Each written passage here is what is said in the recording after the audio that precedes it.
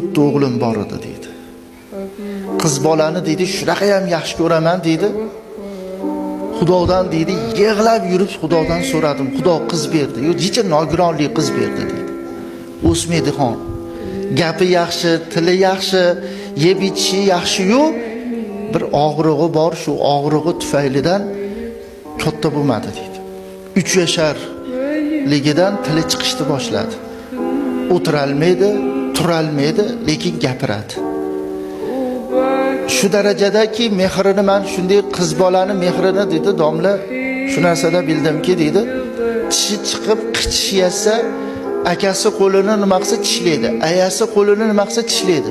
Dadasi siz ham qo'lingizni qulma qilib ko'ringchi desa, qo'limni qilsam menikini tishlamaydi dedi. Keyin e'tibor qilman dedi, yig'lab turgan bo'lsa ham men kirib borsam yig'idan to'xtaydi dedi. Tili chiqqanda bildimki, ayasiga aytar ekan, aya dadamga aytib qo'ymayna, meni kasalimmi derkan. Kasalligimni dadam bilmasin-a derkan. Nimaga desa, o'ksinib qoladilar, xafa bo'lib qoladilar. Nima deb xafa bo'ladilar desa, meni qizim kasal ekan deb xafa bo'lib qoladilar-da.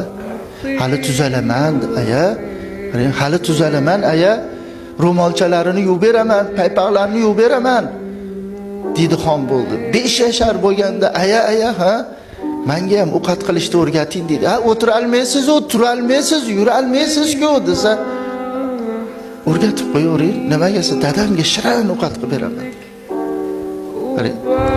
Og'riq dodalodod qilib turgan bo'lsa ham, ayasiga injiqlik qilayotgan bo'lsa ham, og'riqni qattig'idan chidolmay turgan bo'lsa ham, shunday kirsam o'zini soqqa savoladi deydi.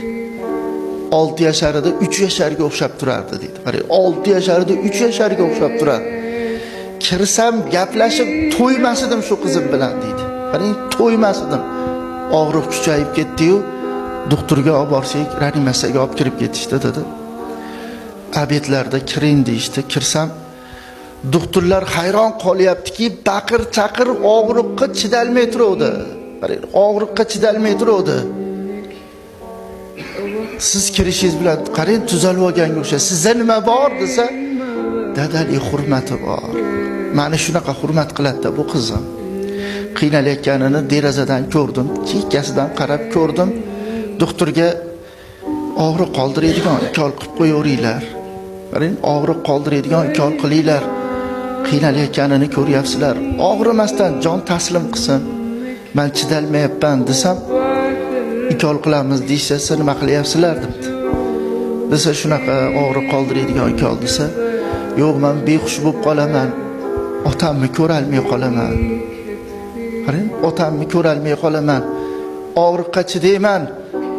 Ikol qilmayladi, turib oldi deydi. Ikol qildirishni qilmadi deydi. Bir 12 kechasi kirmasangiz bo'lmaydi, oxirgi nimasi. Nimadandir bir nima qilib atrofga alang-jalang qilib turibdi, kiring deydi. Kirsam yana o'zini tetikka solib oldi.